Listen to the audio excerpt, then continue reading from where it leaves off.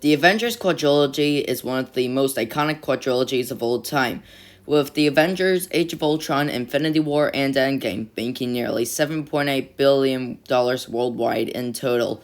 It includes one of the most iconic superhero teams, including, in total, 17 members. For this video, I am delving into the history, production, and canon of the Avengers, possibly in a two-parter video. Part 1. The Avengers.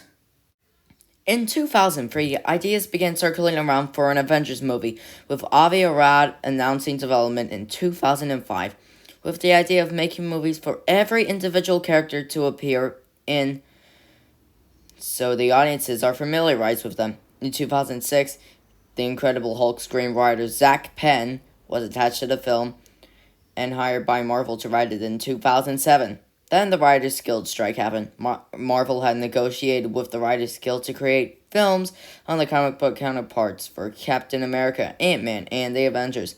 In 2006, Tom Cruise was set to play Tony Stark, but for some reason didn't. So Marvel chose Robert Downey Jr. to be Tony Stark. On April 2007, Edward Norton was set to be Bruce Banner. On May 2nd, 2008, Iron Man released, introducing Robert Downey Jr. as Tony Stark / Iron Man, Gwyneth Paltrow as Virginia Pepper Potts, Terrence Howard as James Rhodes, Paul Bettany as Jarvis, Jon Favreau as Happy Hogan, Clark Gregg as Phil Coulson, and Samuel L. Jackson as Nick Fury in the post-credit scene, hinting at the Avengers project. I'm here to talk to you about the Avenger initiative. The film follows Tony becoming a hero and successfully defeating the Ironmonger. After that, Marvel announced a July, possibly 22nd, release, likely reassigned to Captain America the First Avenger. On June 13th, 2008, The Incredible Hulk released, with Edward Norton as Bruce Banner, as well as Sim and Lou Ferrigno as the voice of Hulk, before CGI Lou Ferrigno played the Hulk. And Downey made a cameo in the post-credit scene, persuading Ross to remove Abomination from the Avengers roster. You know, I hate to say I told you so, General, but that Super Soldier program was put on ice for a reason. I've always felt that hardware was much more reliable. The film follows Banner on the run hoping to cure himself of the Hulk, but instead manages to find a way to control it, controlling his anger. In September 2008, Marvel made a deal for Paramount to release the next 5 films, ending in Iron Man 3. That same year, casting began for the Avengers, with Downey signing on to the project. Don Cheadle, who will replace Terrence Howard as James Rhodes, was rumored to return after Iron Man 2. At that same time, Jon Favreau, director of Iron Man 1 and 2, became executive producer. Also, Raleigh Studios signed on to produce Iron Man 2, 4, and Captain America. In February 2009, Samuel L. Jackson signed on to a 9-picture deal with Marvel, set to appear in The Avengers. In March 2009, Scarlett Johansson was set to play Natasha Romanoff / Black Widow. Meanwhile, with Zach Penn, he wanted to reduce Thor's role and was considering Red Skull as the villain of the movie. That is, until casting for Thor was finalized. Loki was always going to become the villain of both Thor and The Avengers.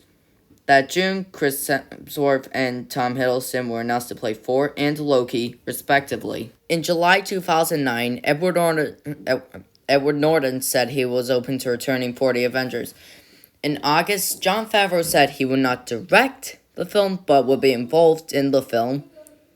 Pre-production began in April 2010, when Joss Whedon was set to direct the film and make adjustments to Penn's script, and was announced to be director that July. Meanwhile, on May 7th, 2010, Iron Man 2 released, with Downey, Paltrow, Gregg, Jackson, Favreau, and Bettany reprising their roles from Iron Man 1, and Don Cheadle replacing Terrence Howard as James Rhodes, who becomes War Machine in this movie, and introducing Scarlett Johansson as Natasha Romanoff / Black Widow. In the post-credit scene, Phil Coulson is shown arriving at Mjolnir's crash site, foreshadowing Thor. The film follows Tony in multiple journeys. Quite a couple of storylines.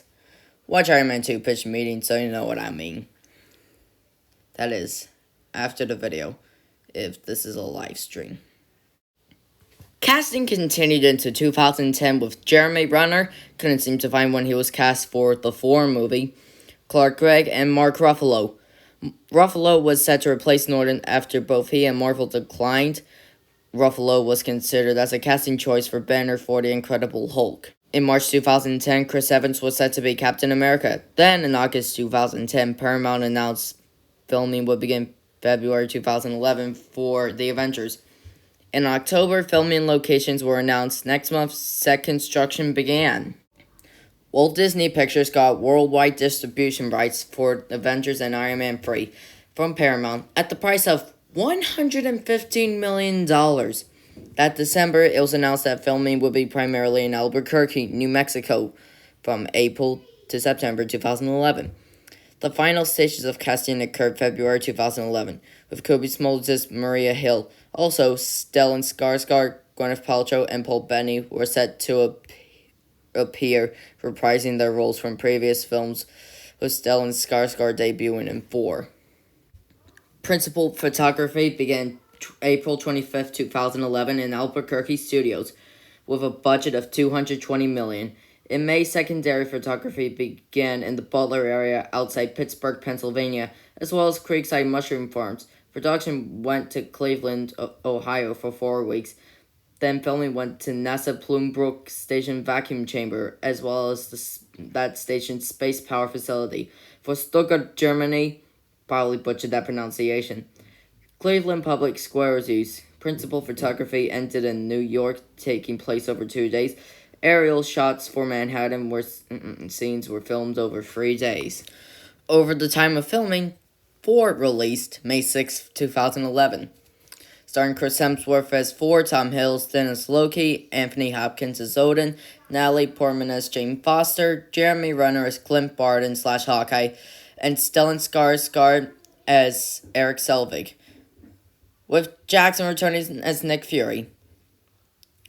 The post-credit scene revealed the Tesseract containing the Space Stone and that Loki survived the wormhole that we see him get sucked into in the final battle. The film follows Thor transitioning into a more worthy prince of Asgard. Sorry, I just stifled a burp. On July 22nd, 2011, Captain America, the First Avenger released, starring Chris Evans as Steve Rogers / Captain America, Sebastian Stan as James, Bucky, Barnes, Haley Atwell as Margaret, Peggy, Carter, and Samuel Jackson returning, with the post-credit scene being a trailer for The Avengers. The film follows Steve through World War II, who, after the final act, ends up in modern day. During post-production, Sony had agreed to include the Webb vs. Oscorp Tower in the city skyline, but by the time that happened, the skyline for the Avengers was fully rendered and finalized. During November, Alan Silvestri was set to compose the score for the Avengers. In certain shots where the Hulk is physically interacting with cast, Mark Ruffalo wore a motion capture suit. A teaser narrated by Jackson, followed by an intro of the cast, hit San Diego Comic-Con 2010. The post-credit scene for the first Avenger, as I previously stated, included a preview for the Avengers. On October, the first full-length trailer for the Avengers dropped. The second hit iTunes February 2012. The theatrical trailers appeared in many films. On April 11, 2012, The Avengers premiered at El Capitan Theater. The day after, the crew shot a singular shot of the Avengers post-battle chilling and eating shawarma in silence due to the exhaustion. Then on May 4th, the film hit theaters worldwide, grossing $1.519 billion, starring Downey, Ruffalo, Ferrigno, Johansson, Hemsworth, Renner, Evans, Jackson, Smulders, and Gregg, and introducing Alexis Denisov as the Other and Damien Poultier as Thanos in the mid-credit scene. The film follows the Avengers counteracting Loki and fighting off the Chitauri in the climax. Well, that's all for this first part, assuming that, well, I couldn't get the Age of Ultron part out in time. But hey, we'll see on May 4th for the Americans watching. I will see you all again at an unspecified time. Bye.